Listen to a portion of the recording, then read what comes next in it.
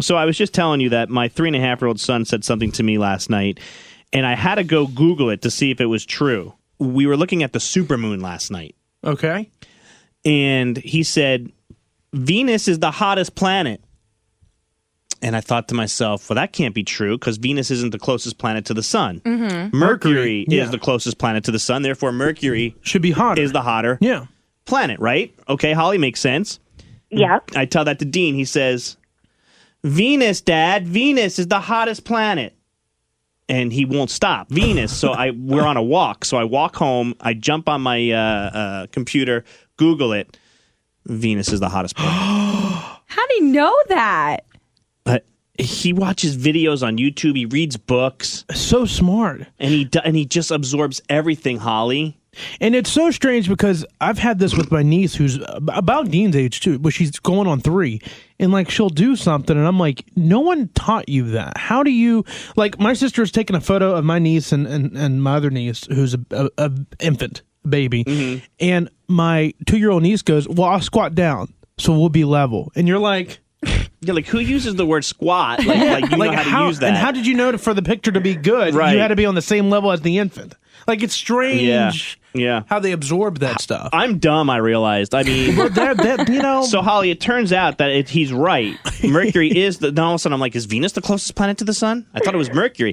It turns out Venus has clouds, which keeps the heat in. Therefore, it makes it the hottest planet in our solar system. Wow. And Holly in Granite Falls is on the Maney, Roy, and Thread morning show. And you say your son's smarter than you. Yes, that he is. He is 11 years old. He's a 5th grader, and he is a straight A student. He's on an 8th to 9th grade math level, and he can pretty much take anything apart and put it back together. And if he doesn't like the way that it's put together, he'll figure out another way to put it together, and it'll work. And he didn't learn that from you. No. No. You know, he plays with electronics and all kinds of stuff, and if he doesn't like the way that it's going, then he'll figure out a totally different route to make it work for him. Oh, it's so good. Is it me, or does it seem that every year, the thing that you learn, like let's say in high school, the year before you're learning it, like it seems like the younger and younger people are learning what you learn later. Right. Exactly. You know? It's so strange how that works out. So like he's in pre-algebra in 5th grade. Yeah, what? I think that was 10th grade for me. No lie. I failed that in college. I had to take it twice in high school. Yeah. I couldn't even get to like pre-calc or anything. I never made it. Yeah, you guys, I couldn't grasp the fact that numbers and letters were together in the same like equation. I'm like, well, this is the alphabet and this is the number line. Yeah. Why are they together? And why do you have to plug things? And why is it X? The alphabet starts with A. Everybody knows that. Holly, do you ever have to ask your son for an answer, like on a question or something, like, hey, can you help me do this? Yeah. Yes. I'm like, because we'll be measuring something and I'll be sitting there and adding it up and he'll be like, no, Mom, it's this. And I'm like, oh, never mind then. Sorry. I love it's taking 10 minutes longer than it should have. That's awesome. You got a human calculator. Thanks, Holly. Give him a big hug for us, okay? It's awesome.